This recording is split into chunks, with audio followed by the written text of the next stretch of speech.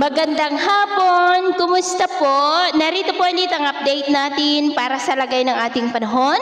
Ngayong hapon po ng August 8, 2024 na kung saan sa ngayon ay patuloy pa rin na hinahatak ng bagyong si Maria ang habagat na siya pa rin pong nagdudulot ng mga isolated rains ngayon sa ilang bahagi po ng ating bansa.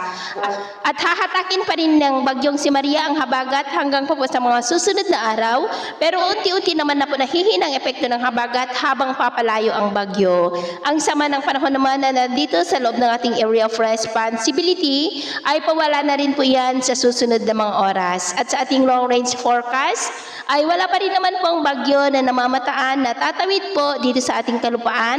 Hanggang sa susunod na 2 linggo ay storm free po tayo. At sa lagay ng ating panahon, ngayong hapon ay maulap ang kalangitan with isolated rain sa may extreme northern Luzon, ilang bahagi ng Ilocos Region, Cordillera, Cagayan Valley, Central Luzon, Metro Manila, ilang bahagi ng Calabarzon, Bicol Region, Mimaropa, Panay Island, Negros, ilang bahagi ng Central at Eastern Visayas, Zamboanga Peninsula, Northern Mindanao, Caraga, Davao Region at Sorsogon na posibleng magtuloy-tuloy ang mga isolated rains sa ilang bahagi po ng ating bansa hanggang mamayang gabi, kaya mag-ingat pa rin tayo sa posibleng banta pa rin ng mga pagbaha at pagguho ng lupa.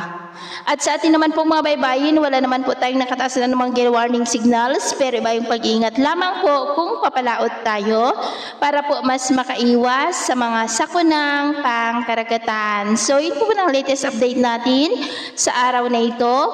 At ako po muli si James na nagsasabing sa kahit anong pagsubok po na darating sa ating buhay, huwag na huwag po tayong mawawalan ng pag-asa. Thank you and God bless!